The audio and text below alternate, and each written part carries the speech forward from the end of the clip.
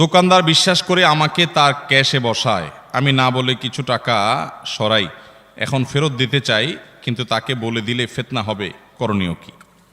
হতে পারে এরকম, অনেক ভাই কোনো কোম্পানিতে জব করেছেন, তখন কোম্পানির টাকা তিনি অবৈধভাবে নিজের পকেটে নিয়েছেন, সরিয়ে নিয়েছেন, আল্লাহর ভয় ছিল না। যখন আল্লাহর ভয় এসেছে, তার ঈমান তাজা হয়েছে, তিনি আলহামদুলিল্লাহ সেই টাকাগুলো ফেরত দিয়ে প্রায়শ্চিত্ত করতে চান।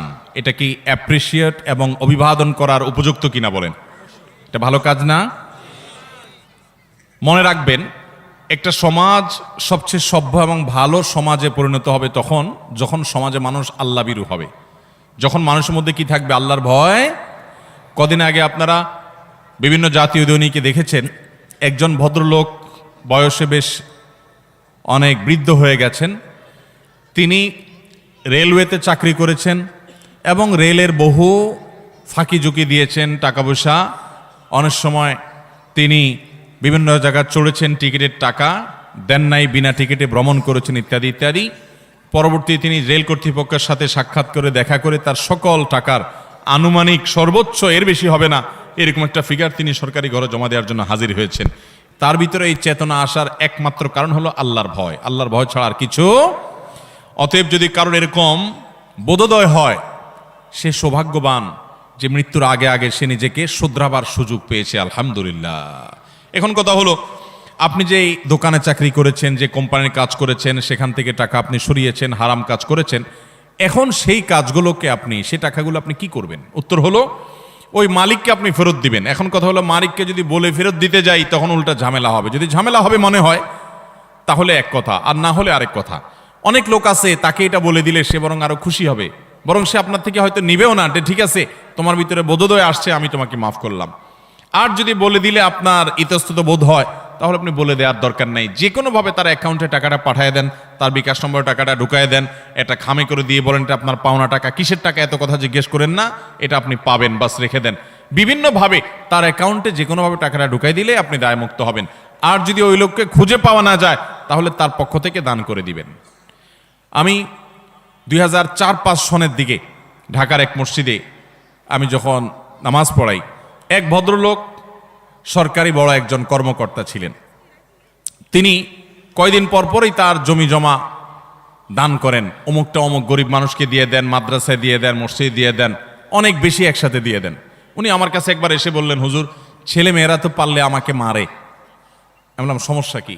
বলে যে সমস্যা হলো এত বেশি দান করি, একটা জায়গা পাইছি, এটা একজনকে দিয়ে দিছি, ওইটা একটা মাদ্রাসাকে দিয়ে দিছি, ওইটা একটা এতিমখানাকে দিয়ে দিছি। এগুলো দেখে আমার সন্তানরা বলে মানুষ তো দান করে, তাই বলে গোটা জমি ধরে এইভাবে এইভাবে দেয়, তাহলে তো আমরা রাস্তা বিক্রি হয়ে যাবে কয়দিন পরে। তাই আমি বললাম ছেলেরা তো ঠিকই বলছে, আপনাকে এত বেশি দান করতে কে বলছে? দানের তো একটা সীমা আছে।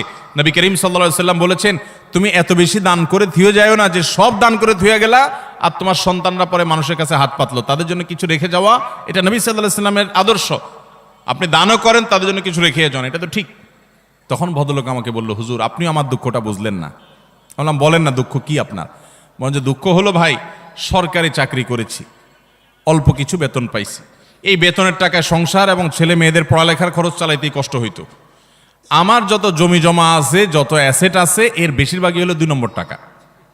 এখন ছেলেদেরকে তো আর এটা বলতে পারি না, মেয়েদেরকে তো এটা বলতে পারি না, সব চুরি ডাকাতির টাকা, সব টিন চুরি গম চুরির টাকা, ত্রাণের টাকা চুরির টাকা, এটা টাকা সেটা টাকা, এগুলো করে করে আমি এগুলো করছি। এখন যখন আমার মধ্যে এই বোধ জাগ্রত হয়েছে যে এটা আমার জন্য হারাম এবং আল্লাহর কাছে আমার এর জন্য জবাবদিহি করতে হবে, সেজন্য আমি প্রায়শ্চিত্ত করতে চাই। মালিক খুঁজে খুঁজে এখন আর দেওয়া সম্ভব না, কোথায় চাকরি করছি, কার কাছ থেকে ঘুষ খাইছি, কারে কোথায় খুঁজে পাবো, এই জন্য এখন দিয়ে দিয়ে আমি মুক্ত হতে চাচ্ছি, কিন্তু সন্তানরা রাজি না। ভাইরা আমার, মৃত্যুর আগে আগে প্রতিটা হারাম টাকা হয় মালিককে, আর মালিককে দেওয়া সম্ভব না হলে, খুঁজে পাওয়া না গেলে গরিব দুঃখীকে দান করবেন, ওই মালিককে সওয়াবের নিয়তে, নিজে সওয়াবের নিয়ত করা ছাড়া, তাহলে ইনশাআল্লাহ দায়মুক্ত হতে পারবেন। অতএব মালিককে যদি না পান বা দেওয়া না যায় একান্ত, তাহলে অন্য কোনো গরিব দুঃখীকে দান করবেন, ওই মালিকের তরফ থেকে তাকে সওয়াব দেওয়ার উদ্দেশ্যে। ইনশাআল্লাহ আল্লাহ তাআলা আপনাকে দায়মুক্ত করবেন। এরপর প্রশ্ন হলো, আমি আমার আম্মুকে ইসলামের দাওয়াত দেই, কিন্তু তিনি কিছুই মানতে চান না, তবে আমার প্রচুর খারাপ লাগে আর আমাকে অনেক কথা বলে, তবে আমি মাঝে মধ্যে রাগ করে অনেক কথা বলে ফেলি, এটার করণীয় কি? অনেক সময় মা বাবা ভুল পথে থাকে, সন্তানরা হেদায়েতের পথে আসে। বাংলাদেশে আলহামদুলিল্লাহ ঘরে ঘরে আজ এরকম দৃশ্য আমরা দেখি, যেটা খুবই আনন্দের, যে মা বাবার কপালে এখনো হেদায়েত আসে নাই, সন্তানকে আল্লাহ তাআলা হেদায়েত দিয়েছেন। আছে না নাই? এরকম যদি হয় তাহলে স্মরণ করবেন সাহাবী আবু হুরায়রা রাদিয়াল্লাহু তাআলা আনহুর কথা। আবু হুরায়রা রাদিয়াল্লাহু তাআলা আনহুকে আল্লাহ তাআলা হেদায়েত দিয়েছিলেন, অথচ তার মা তখনও হেদায়েত পান নাই। আবু হুরায়রা কি করেছেন? মায়ের সাথে বেয়াদবি করেছেন? মাকে গালিগালাজ বকাঝকা দিয়েছেন? না। তিনি মাকে যেরকম হেদায়েতের জন্য দাওয়াত দিতেন, দাওয়াত দিলে মা তাকে মারধর করতেন। বয়স্ক ছেলে, বড় হয়ে গেছে, সেই ছেলেকে প্রহার করতেন, তারপরও তিনি মায়ের সাথে বেয়াদবি করতেন না। এরপরে নবীজির কাছে এসে বলতেন, ইয়া রাসূলুল্লাহ, আমার মার জন্য একটু হাত তোলেন, আপনি আল্লাহর কাছে একটু দোয়া করেন। নবীজি আল্লাহর কাছে দোয়া করে দিয়েছেন যে আল্লাহ আবু হুরায়রার মাকে হেদায়েত দান করেন।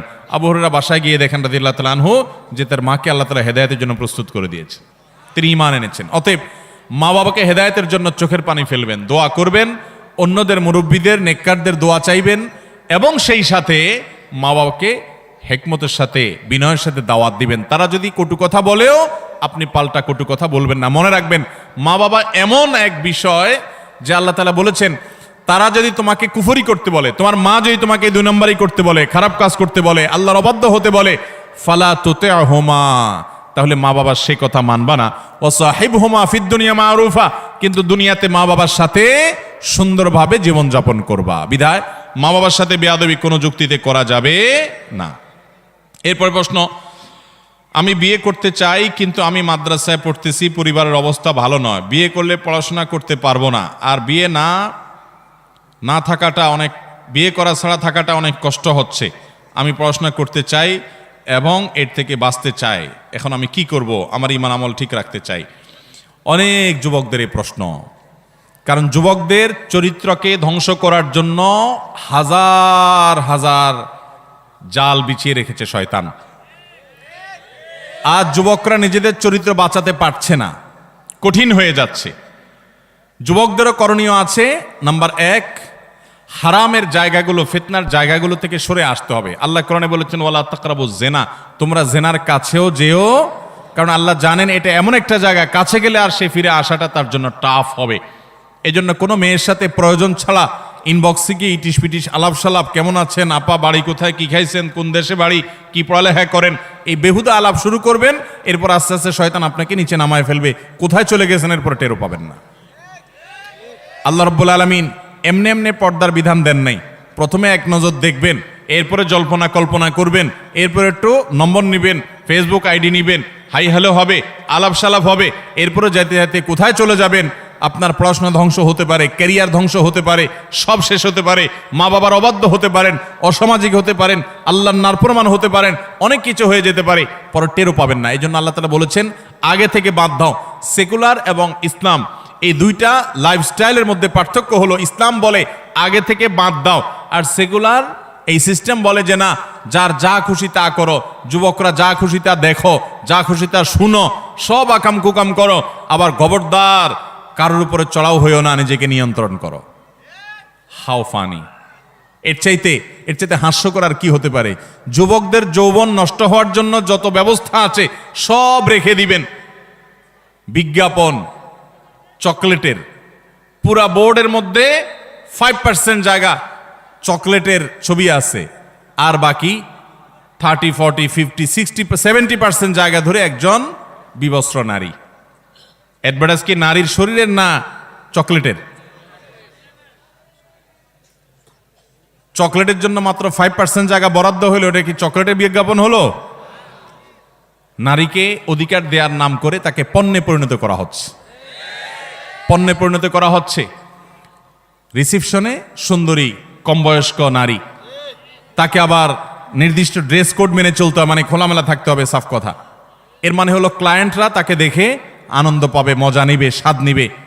একজন নারীর জন্য এটা সম্মানের না অপমানের? তাকে দেখে দেখে বাজে জল্পনা কল্পনা করবে। আপনি বলবেন না, জল্পনা কল্পনা সবাই করে না, সবাই আপনার মতো এরকম খারাপ না। ভাইরা আমার, এটা আমাদের সেকুলার বন্ধুদের খুব মজার একটা কথা। তারা এরকম খোলামেলা নারীর দিকে তাকায়, তাদের মনে কোনো বাজে চিন্তা আসে না। আল্লাহর জমিনে যদি ফেরেশতা থাকে তো আমাদের সেকুলার ভাইরা আছেন, ওনাদের ভিতরে কোনো কামনা বাসনা বলতে কিছু জাগ্রত হয় না। আপনাদের হয়? ভাইরা আমার, আল্লাহ সৃষ্টি করেছেন এভাবে। বিধায় নিজের যৌবনকে হেফাজত করার জন্য জেনার জায়গাগুলো থেকে অনেক আগে থেকে বাদ দিতে হবে। চোখের হেফাজত করতে হবে, চোখের পর্দা করতে হবে। নারীরা তাদের সৌন্দর্যের পর্দা করবে, ছেলেরা তাদের চোখের পর্দা করবে, সমান্তরালভাবে চলবে। এক। দ্বিতীয় করণীয় হলো, যুবকরা খুব দ্রুততার সাথে উপার্জন শুরু করবেন। আমি যখন মাদ্রাসায় পড়ি, বয়স আমার অনেক কম, তখন থেকে আমি উপার্জন শুরু করি। উপার্জন অনেক আগে থেকে শুরু করবেন, বেকার বসে থাকবেন না। এই যে কিশোর গ্যাং তৈরি হচ্ছে, এই যে যুবকরা নানান বিপথে চলে যাচ্ছে, কুপথে চলে যাচ্ছে, বখাটে হচ্ছে, এগুলোর অন্যতম একটা কারণ হলো কোনো কাজ কাম নাই। যদি কাজ কাম থাকতো তো রাত 3টা বাজে ওই বিশ্বকাপ দেখার জন্য জেগে থেকে আশপাশে মিছিল বাইর করে মানুষের ঘুম হারাম করতো না। ওর সকাল 9টা বাজে ডিউটি থাকতো, ওরে টাকা দিয়া রশি দিয়া বেঁধেও কেউ বিশ্বকাপ খেলা দেখাতে পারতো না। যেহেতু কোনো কাজ কাম নাই, বেকার, দেশে বেকারের সংখ্যা দিন দিন বাড়ছে, এই জন্য দেখবেন ফাউল কাজের সংখ্যাও দিন দিন। অতএব যুবকরা যারা বিয়ে করতে চান, যেখানে যাই এরকম একটা চিরকুট আমাদের ধরায় দেন, মুরব্বীদেরকে বোঝানোর জন্য, আপনাদেরকে তাড়াতাড়ি বিয়ে দেওয়ার জন্য। আপনারা নিজের টাকা পয়সা কামাই করা শুরু করেন না কেন? টাকা পয়সা কামাই করা শুরু করলে মেয়ের বাপরা এমনি টেনে ছুঁড়ে নিয়ে যাবে। নিজেরা টাকা পয়সা কামাই করবেন না, বাপের মাথার উপরে বসে বসে খাবেন, আবার বিয়ে করে আরেকটাকে আইনা খাওয়াইতে বলবেন। এটা কোন ধরনের কথা? অতএব দ্বিতীয় করণীয়, 1 নম্বর করণীয় হলো জেনার জায়গাগুলো থেকে বাঁচেন, তাহলে আপনি গুনাহ থেকে বাঁচতে পারবেন। দ্বিতীয় করণীয় হলো উপার্জন শুরু করে দেন বিসমিল্লাহ পড়ে। ছাত্র জীবনে উপার্জন করা যায়, তাহলে বেহুদা কাজ থেকে বাঁচতে পারবেন এবং স্ত্রীর ভরণ পোষণ মোহরের ব্যবস্থা করতে পারবেন। বাপের মুখের দিকে সারা বছর তাকায় থাকতে হবে না ইনশাআল্লাহ। আর তৃতীয়ত, মুরব্বীদের দায়িত্ব। আমি সব জায়গায় বলি, বাবারা, চাচারা যারা আছেন, কান খাড়া করে শুনেন। আপনার সন্তান উপযুক্ত হওয়ার পর আর দেরি করবেন না। আপনি যদি তথাকথিত পায়ে দাঁড়ানোর নাম দিয়া ছেলেকে বুড়া বানায় ফেলান, 25, 30, 35 বয়স পর্যন্ত নিয়ে যান, তাহলে আপনার এই সন্তান তলে তলে যে জেনা, ব্যভিচার, মনের জেনা, চোখের জেনা লিপ্ত হবে, এর দায়ভার সে তো তারটা বহন করবে, আপনাকেও বহন করতে হবে। আমি প্রায় বলি, আমাদের বাপ চাচা মুরব্বীরা যারা আছেন, 70-এর ঘরে যাদের বয়স, 60-এর উপরে যাদের বয়স হয়ে গেছে, খোঁজ খবর নিয়ে দেখেন, ওনাদের বেশিরভাগ বিয়ে হয়ে গেছে খুব অল্প বয়সে। 20 বছর, 21 বছর, 22 বছর বয়সে বেশিরভাগ চাচারা বিয়ে করছে। খবর নেন, 90% তাই পাবেন। আপনাদের বাপেরা আপনাদেরকে বিয়ে দিয়েছে অনেক অল্প বয়সে, অথচ এত অল্প বয়সে বিয়ে না দিলেও চলতো। আপনাদের এত অল্প বয়সে বিয়ে না দিলেও চলতো, কারণ তখন এত ফিতনা ছিল। এখন যত ফিতনা বের হয়েছে, আপনার চাইতে আরো আর্লি আপনার ছেলেকে বিয়ে দেওয়া উচিত, আপনার মেয়েকে বিয়ে দেওয়া উচিত। বাবারা, আপনারা জানেন না পোলাপান এখন কোন গলি গলি ঘুরে, কোন চিপা চাপায় ঘুরে, আপনারা জানেনও না। আপনি শুধু মসজিদে যান, বাড়িতে আসেন, আর মনে করেন ছেলে আইসা লম্বা লম্বা সালাম দেয় ফেরেশতার মতো। এই ছেলে মেয়ে তারা হাজার হাজার ফিতনার হাতছানি তাদেরকে ডাকছে। তাদের চরিত্র বাঁচাবার জন্য তাদেরকে অবশ্যই উপযুক্ত হওয়ার পর আর বিলম্ব না করে বিয়ের ব্যবস্থা করুন। আল্লাহ তাআলা আমাদের মুরব্বী চাচাদেরকে হেদায়েত দান করুন, তাদের দিলগুলোকে আল্লাহ তাআলা নরম করে দেখ। যুবকদেরকে আল্লাহ হেদায়েত দান করুক, তারা বেকার কাজ ছেড়ে উপার্জন করা শুরু করে দেখ। চেষ্টা করবো তো ইনশাআল্লাহ। এরপরে প্রশ্ন হলো, দেনমোহর পরিশোধ না করলে বিয়ে হয় না, এটা কি সঠিক? দেনমোহর পরিশোধ না করলে স্ত্রী নাকি হারাম হয়ে যায়। দেনমোহর এটা স্ত্রীর প্রাপ্য। আল্লাহ বলেছেন, ওয়া আতুন নিসা আস-সাদুকাতিহিন্না নিহলা, তোমরা স্ত্রীর মোহর পরিশোধ করো, এটা তাদের প্রাপ্য অধিকার, এটা দিতে হবে। যদি কেউ স্ত্রীর মোহর নগদ না দেয়, বাকিতে রাখে যে পরে দেব, বিয়ে হয়ে যাবে কিন্তু দিতে হবে, এটা সঠিক না। যে মোহর যদি না দেয় তাহলে জেনা হবে, মোহর না দিলে বিয়ে হবে না, এটা সঠিক না। তবে হ্যাঁ, এটা ঠিক যে মোহর যদি না দেয়, অনেক মানুষ আছে বিয়ে হয়ে গেছে 20, 30, 40 বছর বয়স হয়ে গেছে, এখনো বইয়ের মোহর দেয় নাই, আছে না নাই? খুব লজ্জার কথা, খুব লজ্জার কথা। আমাদের মহিলারা তাদের অধিকার সম্পর্কে, শরীয়ত ইসলাম তাদেরকে কত অধিকার দিয়েছে তারা জানে না। তারা যদি জানতো, আমাদের নাকে বড়শি লাগায় ঝুলাইতো। স্ত্রীর মোহর আপনি পরিশোধ করেন নাই, এটা তার পাওনা কি পাওনা না? আপনি তার কাছে দেনাদার।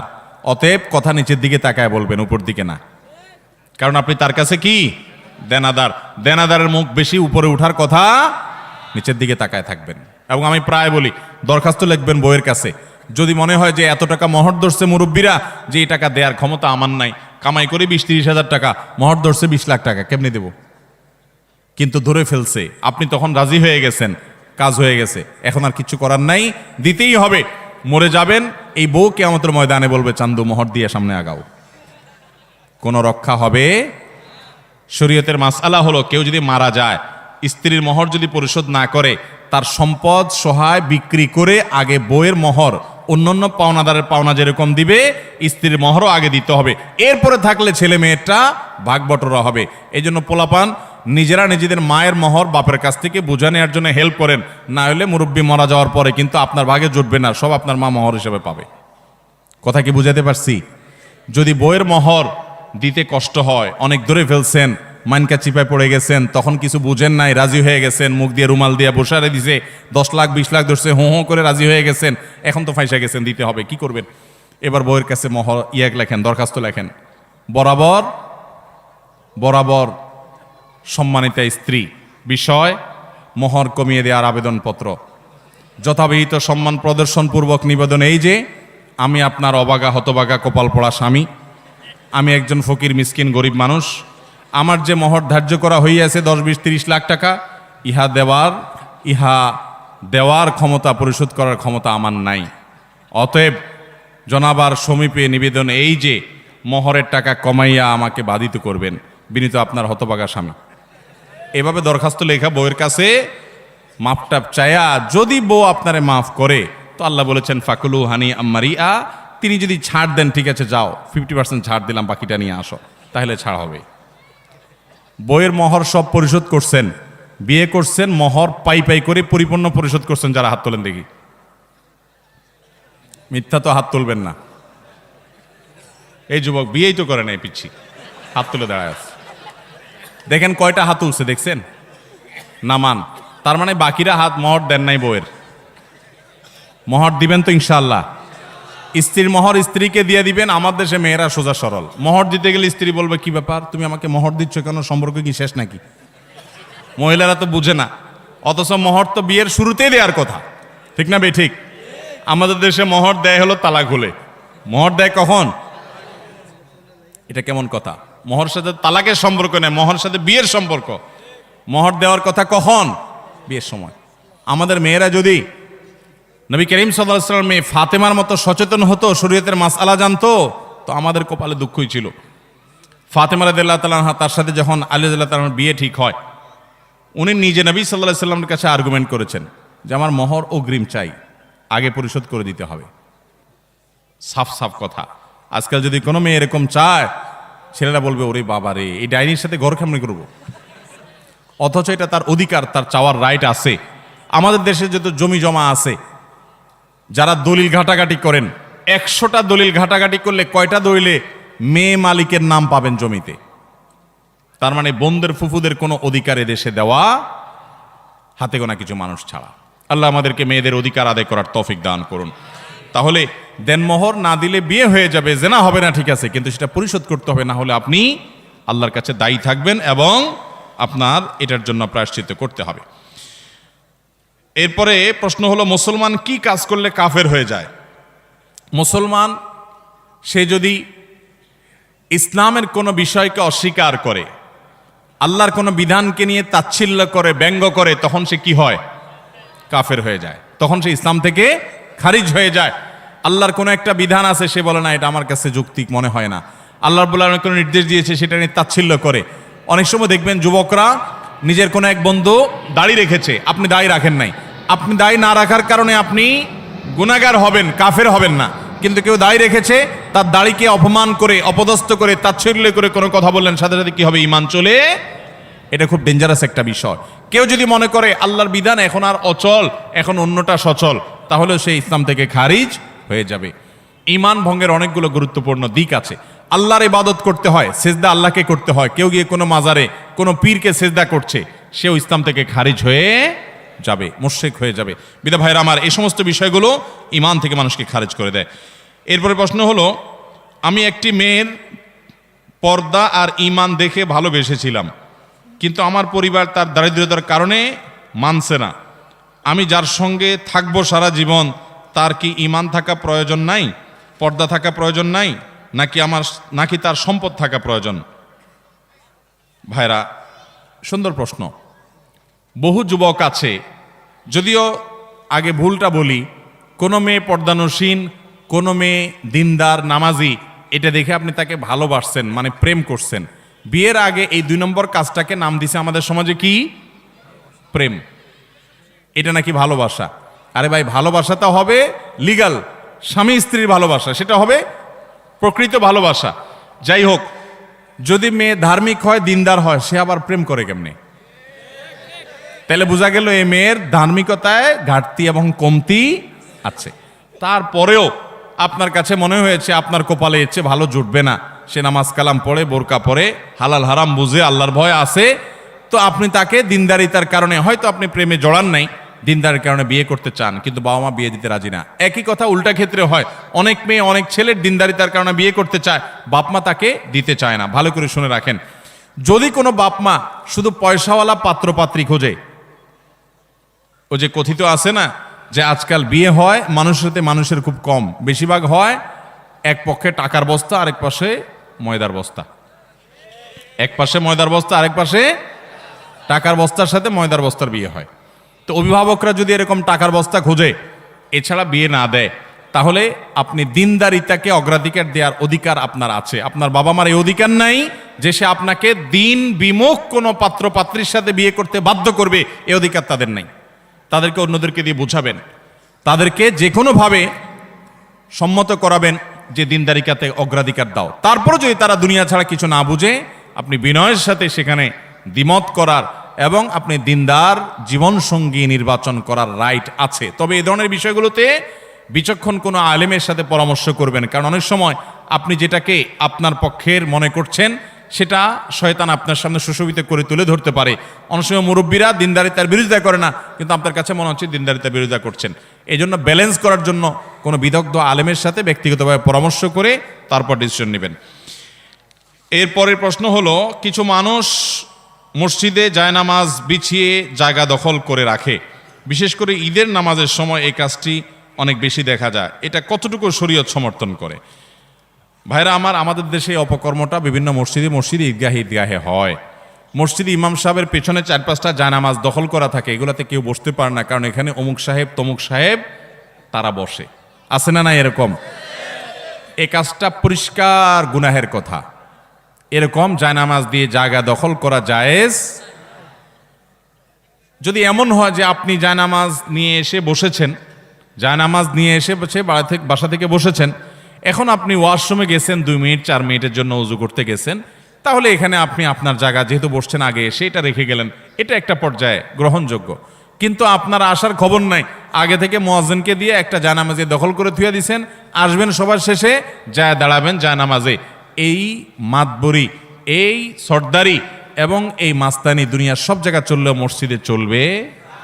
মসজিদে যে আগে আসবে সে আগে বসবে, এখানে আগে জায়গা দখল রাখা সম্পূর্ণ নাজায়েজ এবং গুনাহের কথা। এটা মসজিদের সাথে বেয়াদবি, আল্লাহর শানে বেয়াদবি। মসজিদে আসছেন গোলামি করতে, গোলামের আবার সেখানে কিসের ভাবসাব যে আমার সামনে জায়গা থাকবে? আপনি বলবেন আমি মসজিদের মোতাওয়াল্লি সাহেব, কোনো মোতাওয়াল্লি সাহেবের জন্য জায়গা রাখা জায়েজ নাই। আপনি মোতাওয়াল্লি, এই জায়গাটা আপনি আল্লাহকে দান করে দিয়েছেন না দেন নাই? আল্লাহকে যখন দান করে দিয়েছেন, এরপরে আবার ওই জায়গাতে আপনার কোনো সে থাকতে পারে? এখন অন্য 10 জন মুসল্লি আর আপনার মধ্যে কোনো পার্থক্য? এরপরে যে আপনার ভাবসাব আর খবরদারি সেখানে জাহির করতে চান, তাহলে বুঝতে হবে যে আপনার দান ভালো করে হয় নাই। আপনি আগে আসবেন, আগে বসবেন, পরে আসবেন, পরে বসবেন। কোনো মানুষকে বাধাগ্রস্ত করে ইমাম সাহেবের পিছনে 5-7টা 10টা জায়নামাজ রাখে, এটা জাহিলি যুগের, আইয়ামে জাহিলি যুগের মানুষের বর্বরতা। এটা কোনো সভ্যতা নয়, এটা শরীয়তে কখনো জায়েজ হতে পারে। কোনো আলেম এটাকে জায়েজ বলার কোনো সুযোগ নাই। আল্লাহ আমাদের মুরব্বীদেরকে হেদায়েত দান করুন। তারা আগে আসলে আগে বসবেন, পরে আসলে পিছনে বসবেন। মসজিদে এসে জুমার দিনে যদি মানুষের কাঁধ ডিঙ্গায় ডিঙ্গায় সামনে যায়, নবী করিম সাল্লাল্লাহু আলাইহি সাল্লাম জাহান্নামের ব্রিজ অতিক্রম করে জাহান্নামে যাওয়ার সাথে তুলনা করেছেন। অতএব এই কাজটা কখনো করা যাবে? মসজিদের ইমাম সাহেব, মুয়াজ্জিন সাহেবরা মুরব্বীদেরকে বিনয়ের সাথে বুঝাবেন এবং তাদেরকে আহ্বান করবেন যে আমরা মসজিদে আল্লাহর গোলামি করতে আসছি, গোলামি করতে এসে আবার কোনো ভাবসাব থাকা উচিত না। এরপরে প্রশ্ন হলো, লাশের পাশে কোরআন পড়া কতটুকু যৌক্তিক? লাশের পাশে কিসের কোরআন পড়া ভাই? কোরআন তো জীবিত মানুষকে শোনাবার জন্য, হয় নিজে তেলাওয়াত করবেন, নিজে বুঝবেন, পড়বেন, আমল করবেন, সওয়াব নেবেন, অথবা আপনি যদি শুনাইতে চান কোনো জীবিত মানুষকে শুনাইতে পারবেন। একজন মানুষ মারা গেছেন, তাকে আর শোনানোর ক্ষমতা আপনার। অতএব লাশের পাশে চারপাশ ঘিরে ধরে কোরআন তেলাওয়াত করা, মাদ্রাসার ছেলেদেরকে ডেকে এনে ভাড়া করে টাকা পয়সা দিয়ে কোরআন খতম করার যে রেওয়াজ আমাদের সমাজে প্রচলিত আছে, এটা নবী আলাইহিস সালামের আদর্শ না।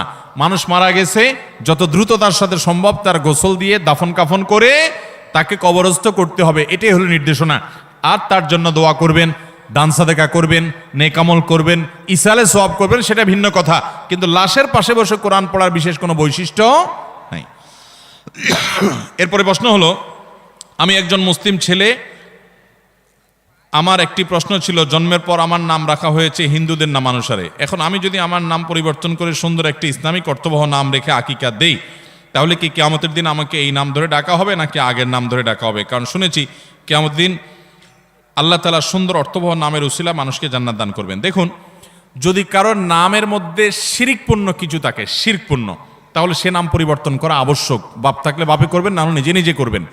আর যদি শিরকপূর্ণ না থাকে কিন্তু নামটা হয়তো অত সুন্দর না, তাহলে সেটা পরিবর্তন করা আবশ্যক না। আর যদি ভুল নাম সংশোধন করে নতুন নাম রাখা হয়, তাহলে এটার জন্য কোনো আকিকা দিতে হবে না। কারণ আকিকার সাথে সম্পর্ক হলো সন্তানের জন্মের, এর সাথে নাম রাখা, পুনরায় নাম রাখার কোনো সম্পর্ক। আমরা অনেকে মনে করি যে নতুন করে নাম রাখলে আকিকা দিতে হয়।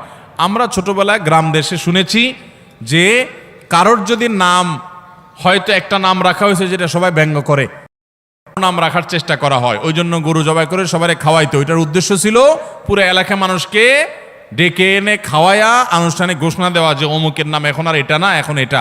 এটা হলো নামটা, ভালো নামটা ঘোষণা করার জন্য, ওর সাথে আকিকার কোনো সম্পর্ক।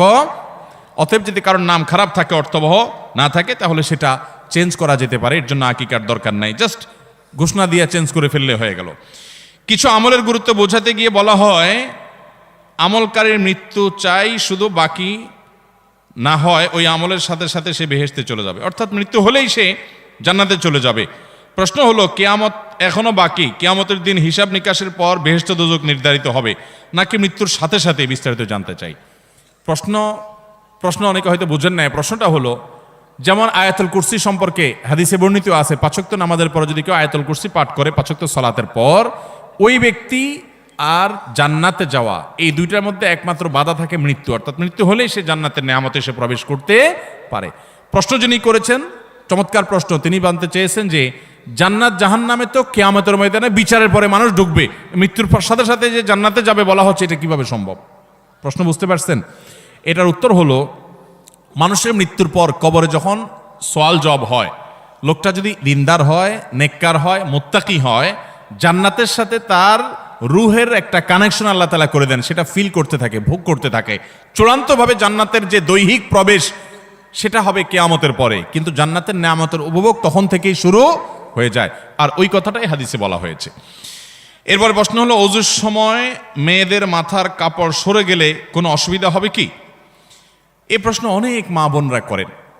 আজকে লাইভও এক ভদ্রমহিলা এসার পরে লাইভ অনুষ্ঠানেও প্রশ্ন করেছেন। প্রশ্নটা হলো যে মহিলাদের মাথার কাপড় সরে গেলে ওযুর মধ্যে কোনো অসুবিধা হবে কিনা। উত্তর হলো, ওযুর সময় মাথার কাপড় থাকতে হবে এমন কোনো বাধ্যবাধকতা নাই। পুরো ওযুর সময় যদি মাথার কাপড় না থাকে তাও ওযু হয়ে যাবে। দেখতে হবে যে কোনো গায়রে মাহরাম পুরুষ তাকে দেখছে কিনা। কোনো গায়রে মাহরাম পুরুষ নাই, বাসায় এখানে বাপ ভাই আছেন, স্বামী আছেন, সন্তান আছেন, তাদের সামনে তিনি ওযু করছেন বা অন্য নারীর সামনে ওযু করছেন বা একা একা ওযু করছেন, মাথায় কাপড় যদি টোটাল পুরো ওযুতে একবারও না থাকে তাতে কোনো অসুবিধা। আমরা সময় যেখানে জায়গা মাথা কাপড়ের সেটা দিই না, যেখানে মাথা কাপড় যাওয়ার দরকার নাই সেখানে মাথা কাপড় নিয়ে টানাটানি করি। আজানের সময় অনেক মহিলা মনে করে যে ঘরে আছে একা একা, কেউ নাই, তারপরও আজান শুরু হয়ে গেছে, তাড়াতাড়ি মাথা কাপড় দেওয়া শুরু করে। আছে না নাই? এখানে মাথা কাপড় দেওয়া জরুরি না তো। যদি কোনো গায়রে মাহরাম পুরুষ থাকে তখন আজান না হলেও মাথা কাপড় দিতেন। আর যদি কোনো গায়রে মাহরাম পুরুষ না থাকে সেখানে আপনার জন্য মাথা কাপড় দেওয়া জরুরি। আপনি রিল্যাক্সে থাকতে পারেন, মাথা কাপড় দিতেও পারেন, নিচেও থাকতে পারে। এখন কথা হলো ওযু। ওযু করার সময় আপনি যখন মুখ ধোবেন, একেবারে চুলের গোড়া পর্যন্ত পানি যেতে হবে, এই কানের লতি পর্যন্ত পানি যেতে হবে। তাহলে এই জায়গাগুলোতে পানি পৌঁছানোর জন্য মাথায় কাপড় থাকলে অনেক সময় ভিজে যাবে, এই জন্য সরাই নিয়ে আপনি ভালো করে ধুলেন, অবশ্যই জায়েজ আছে। আবার যখন মাথা মাসা করবেন, ভিজা হাত যখন উপর দিয়ে দিবেন, অনেক সময় কাপড় ভিজতে পারে, জন্য কাপড় সরাই দিয়ে আপনি পুরো মাথা মাসে করলেন, অসুবিধা নেই।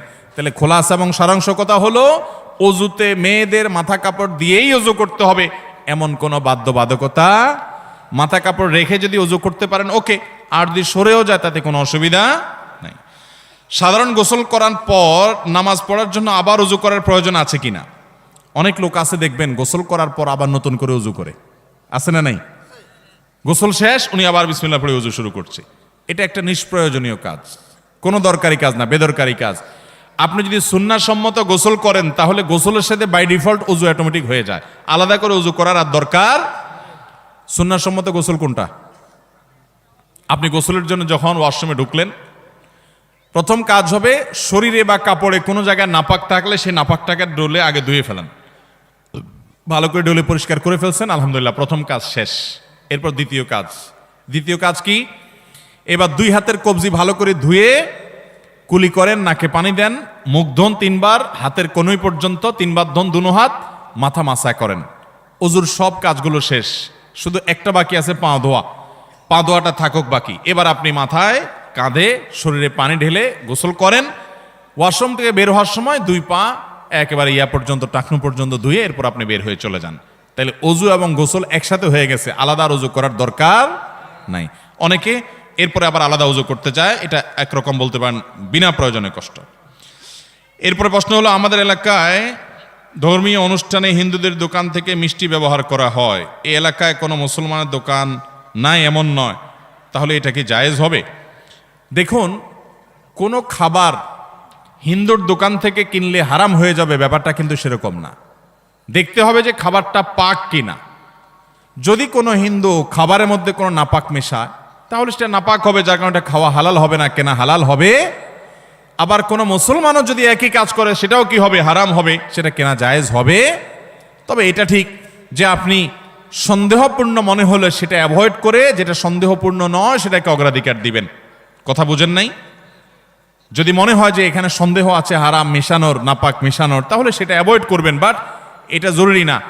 হিন্দুদের সাথে কেনা বেচা করা জায়েজ আছে না নাই? খ্রিস্টানদের সাথে কেনা বেচা করা জায়েজ আছে না নাই? সাহাবা ইকরাম করেছেন, নবী সাল্লাল্লাহু আলাইহি সাল্লাম করেছেন, তাদের সাথে সাধারণ সকল লেনদেন করা ইসলামে জায়েজ আছে। এরপরে প্রশ্ন হলো, আপনি সৌদি আরব থেকে দেশে চলে আসার কারণ কি ছিল? এটা কোনো প্রশ্ন হলো? ভাই, সৌদি আরবে আমি 10 বছর ইসলামিক অ্যাফেয়ার্স মন্ত্রণালয়ের অধীনে সেখানকার ইসলামিক সেন্টারে, দাম্মামের পশ্চিম দাম্মাম ইসলামিক সেন্টারে আমি বাংলা ভাষায় মানুষকে দাওয়াতের কাজ, ইসলাম প্রচারের কাজ, দোবাসীর কাজ, এটা আমি করতাম আলহামদুলিল্লাহ 10 বছর।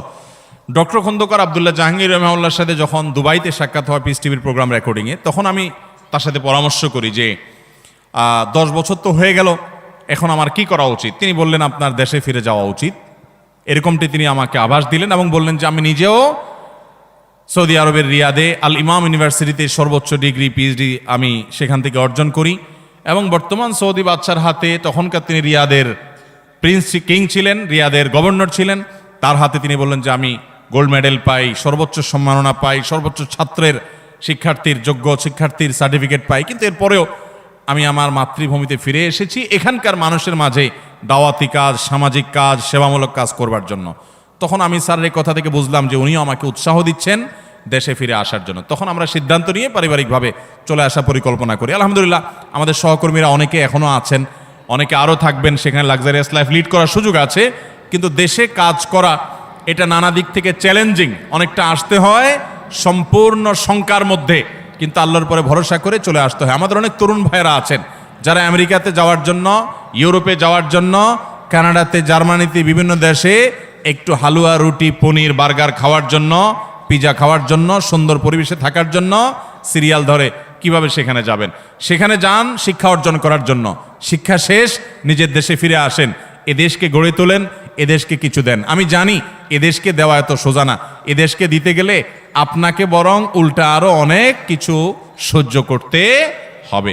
সৎভাবে চলতে গেলে এদেশে অনেক বাধা হয় জানি, এরপরেও দিন শেষে দেশটা আমার, আমি এদেশের মানুষ, আমার যোগ্যতা অনুযায়ী এদেশকে আমাকে দিতে হবে। আমি আরেক জায়গায় গেলে সুখে থাকলাম, এটা কোনো আদর্শ মানুষের লাইফ হতে পারে। হ্যাঁ, কেউ যদি সেখানে দাওয়াতের উদ্দেশ্যে থাকে, ইসলাম প্রচারের জন্য থাকে, দেশের কল্যাণে, মানুষের কল্যাণে থাকে ভিন্ন কথা। অনেকে আছে পশ্চিমা দুনিয়াতে যে দেশে যা জমি জমা ছিল, ভিটা বাড়ি ছিল, এগুলো বিক্রি করে নিয়ে ওখানে ঘর বাড়ি জমায়, আছে না নাই? খুবই দুঃখজনক কথা। অমুসলিম প্রধান এলাকা বিশেষ করে যদি আপনি বসবাস করেন, আপনি নিশ্চিত থাকতে পারেন আপনি কষ্টে মষ্টে ইসলামের উপরে থাকলেও আপনার জেনারেশন ইসলামের উপরে থাকবে না, তারা বেঈমান হয়ে যাবে। কারণ অমুসলিমদের প্রভাবে, ভিন্ন ধর্মের মানুষের প্রভাবে তারা প্রভাবিত হবে। একটা জেনারেশন হয়তো আপনার ছেলে মেয়েকে আপনি বাঁচায় রাখতে পারবেন, কিন্তু তারপরের জেনারেশন আর টিকায় রাখতে পারবেন, এবং এর জন্য আল্লাহর কাছে আপনাকে জবাবদিহি করতে হবে। এই জন্য নবী সাল্লাল্লাহু আলাইহি ওয়াসাল্লাম বলেছেন, লা তুসাকিনুল মুশরিকিনা ওয়া লা তুজামিউহুম ফামান সাকানাহুম আও জামাআহুম ফালাইসা মিন্না ফালাইসু মিন্না ওয়ালাস্তু মিনহুম। নবী সাল্লাল্লাহু আলাইহি ওয়াসাল্লাম বলেছেন, কেউ যদি অমুসলিমদের মাঝে গিয়ে বসবাস করে একটু সুখে জীবনযাপন করার জন্য, শুধু দিনই কোনো মাকসাদ নাই, তাহলে সে আমার উম্মত না, নবী সাল্লাল্লাহু আলাইহি ওয়াসাল্লাম বলেছেন। বিধায় আমরা আমাদের তরুণ ভাইদেরকে বলবো, আসুন নিজ নিজ জায়গা থেকে দেশ গড়ি, নিজেকে গড়ি, দেশকে, দেশের মানুষকে, প্রিয়জনকে, আত্মীয় স্বজনকে ভালো করার জন্য, উন্নত করার জন্য সুন্দর পথে আহ্বান করি, নিজেকে নিয়োজিত করি। নিজের সুখের চিন্তা করে বাইরে চলে যাওয়া, এটা স্বার্থপরতা ছাড়া আর কিছুই নয়। তো আমার চলে আসার পেছনে আব্দুল্লাহ জাহাঙ্গীর রহমাল্লার ওই কথাটি বড় বেশি ভূমিকা ছিল। স্যার বলেছেন, আমি রিয়াদে অনেক ভালো অবস্থানে থাকার সুযোগ আমার ছিল, কিন্তু আমি নানান আশঙ্কা মাথায় নিয়ে দেশে ফিরে এসেছি। আলহামদুলিল্লাহ, আল্লাহ তাআলা তাকে অনেক কাজ করার তৌফিক দিয়েছেন। তিনি ইসলামী বিশ্ববিদ্যালয় কুষ্টিয়ার প্রফেসরি করেছেন, অনেক বই পুস্তক লিখেছেন, চলে গেছেন দুনিয়া থেকে, কয়েক বছর হয়ে গেছে। আজও পর্যন্ত বাংলাদেশে তিনি মানুষের অন্তরে অন্তরে বেঁচে আছেন। আল্লাহ রাব্বুল আলামিন স্যার রাহমাহুল্লাহর মতো উন্নত আখলাক আমাদেরকে সবাইকে দান করুন। ভাইরা আমার, আমরা আর দীর্ঘায়িত করতে চাই না, কারণ রাত কম হয়নি, আমাদেরকে আবার ফজর নামাজ পড়তে হবে। আমরা এই দীর্ঘ সময় অনেকগুলো কথা শুনেছি। আল্লাহ রাব্বুল আলামিন যা শুনেছি, যা জেনেছি, সেগুলো অনুযায়ী আমাদের সবাইকে আমল করার তৌফিক দান করুন।